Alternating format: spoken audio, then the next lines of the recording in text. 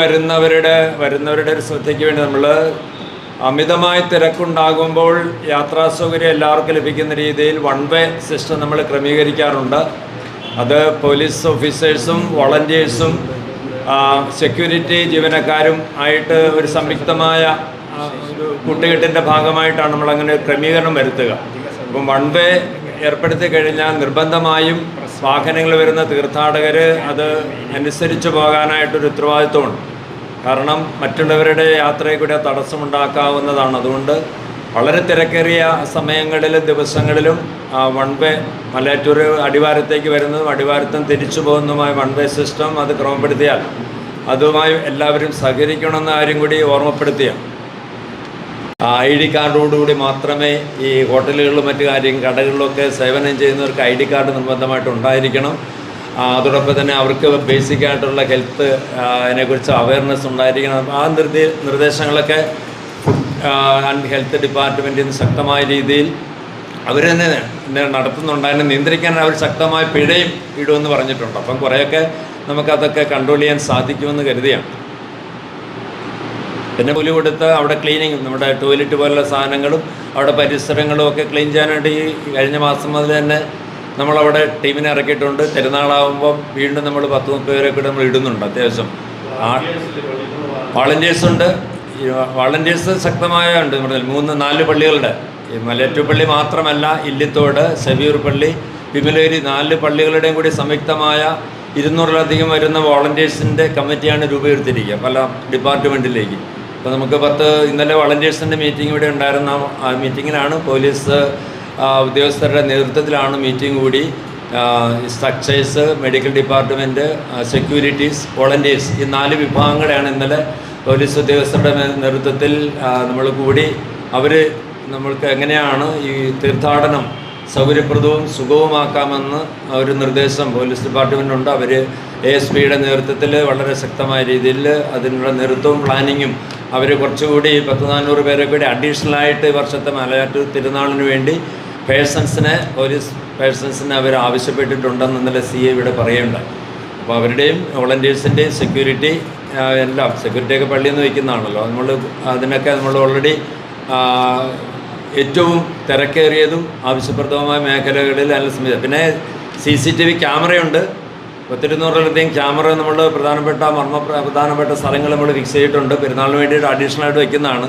കാരണം ഈ ക്രൈംസ് ഉണ്ടാകാം. പിന്നെ മദ്യമയക്കുമരുന്നുകളെ ചെറുക്കാനായിട്ട് എക്സൈസ് ഡിപ്പാർട്ട്മെൻറ്റ് ശക്തമായ സാന്നിധ്യവും നിരീക്ഷണവും നമ്മൾ കൊടുക്കുന്നുണ്ട്. അത് ഉറപ്പുവരുത്തിയിട്ടുണ്ട്. പിക്ക് പോക്കറ്റേഴ്സ് ഉണ്ടാകാം. അതുകൊണ്ട് മാക്സിമം എല്ലാ മേഖലകളിലും ലൈറ്റ് സംവിധാനങ്ങൾ സെക്യൂരിറ്റീനെ കൊടുക്കാനൊക്കെ ആവശ്യപ്പെട്ടിട്ടുണ്ട്. അതൊക്കെ സർക്കാരിൻ്റെ ആവശ്യം, പള്ളി ചെയ്യേണ്ട സൗകര്യങ്ങളുടെ ഭാഗത്തായിട്ട് അവർ ഡിമാൻഡ് ചെയ്തിട്ടുണ്ട്. മുൻവർഷങ്ങൾ നമ്മൾ ഒരുക്കിയിട്ടുണ്ട്. ഈ വർഷം നമ്മൾ അതിനുള്ള സംവിധാനം ചെയ്തിട്ടുണ്ട്. ദാഹജലം മാത്രമല്ല, സൗജന്യമായി ഇവിടെ നേർച്ച ഭക്ഷണമുണ്ട്. മലമുകളിലെ എല്ലാ ഞായറാഴ്ചകളിൽ നമ്മൾ നേർച്ച ഭക്ഷണം കൊടുക്കുന്നു. പിന്നെ പള്ളിവക സ്റ്റോളുണ്ട്. അത് ആളുകൾക്ക് പലപ്പോഴും അറിയാൻ പറ്റില്ല. നമ്മൾ ഒരു സെയിൻറ്റിൻ്റെ പേരിട്ടുകൊണ്ട് അവിടെ ഒരു കട തുടങ്ങിക്കഴിഞ്ഞാൽ, കഴിഞ്ഞ ദിവസം തന്നെ ഫോൺ വിളിച്ചു വേണം അച്ഛാ പള്ളിയുടെ പേരിൽ ഒരു വിശുദ്ധൻ്റെ പേരിലാണ് കട. നമ്മൾ വിശുദ്ധൻ്റെ പേരിൽ കട ഇട്ടുകൊണ്ട് പള്ളിയുടെ കടയാണോന്നില്ലല്ലോ. പള്ളിവക സ്റ്റോളെന്ന് പറഞ്ഞ് മലമുകളിൽ തന്നെ നമുക്ക് 2-3 സ്റ്റോളുകളുണ്ട്.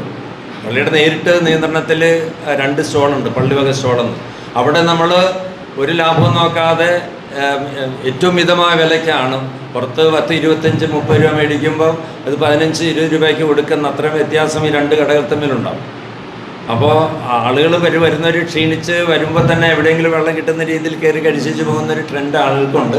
അല്പം ക്ഷമയോടും അല്പം ഒരു അന്വേഷണമൊക്കെ കഴിഞ്ഞാൽ കുറച്ചുകൂടി ക്വാളിറ്റിയുള്ള ഭക്ഷണം, ലഘുപാനീയങ്ങൾ അവർക്ക് കഴിക്കാം, വില കുറവ് കഴിക്കാം. അങ്ങനെയുള്ള സംവിധാനങ്ങൾ മലമുകളിലുണ്ട്. താഴത്ത് സ്റ്റോളുണ്ട്, പള്ളിവക സ്റ്റോള് താഴത്ത് അടിവാരത്തുണ്ട് സ്റ്റോൾ. തീർച്ചയായിട്ടും ആ കാര്യങ്ങൾ നമ്മൾ അനൗൺസ്മെൻറ്റ്, നമ്മൾ അന്വേഷണത്തിൻ്റെ ഒരു ഓഫീസുണ്ട്, നമ്മൾ താഴത്തുണ്ട്, മുകളിലുണ്ട്. നമ്മൾ തിരക്കേറിയ സമയത്ത് നമ്മൾ അനൗൺസ് ചെയ്തുകൊണ്ടിരിക്കും.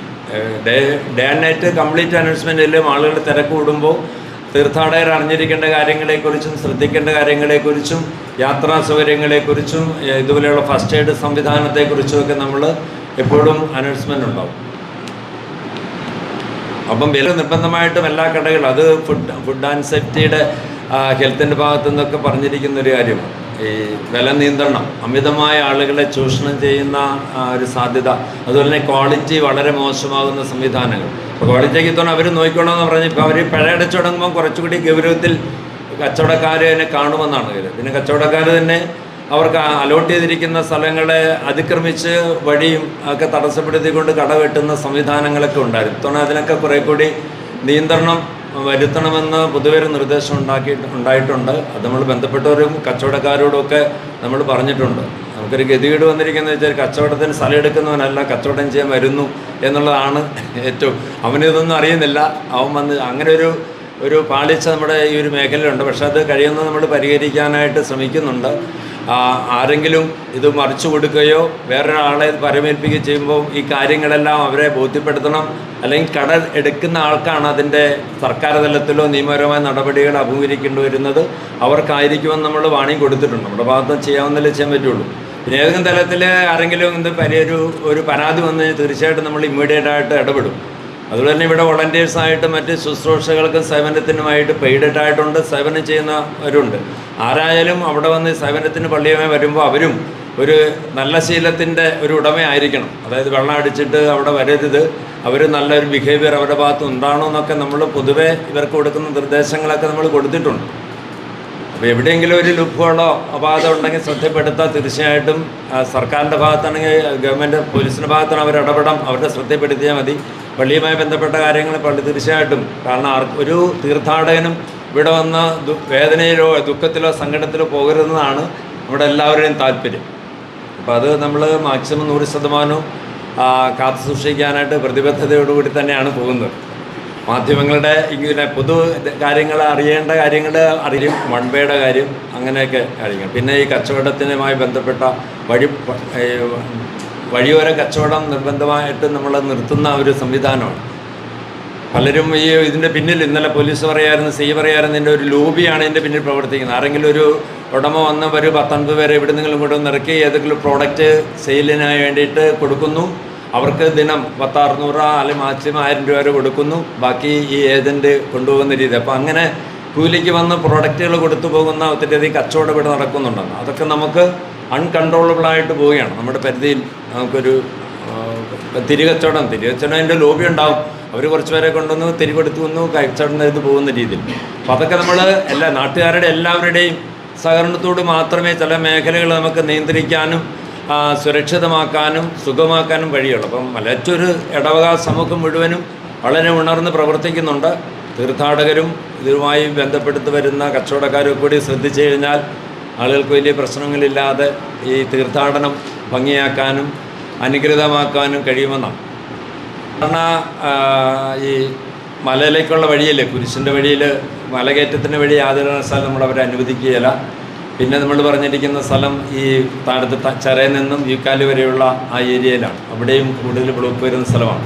അപ്പോൾ അവിടെ നമ്മൾ യാത്രയെക്കുറിച്ചൊരു പരാമർശം ഉണ്ടായിരുന്നു.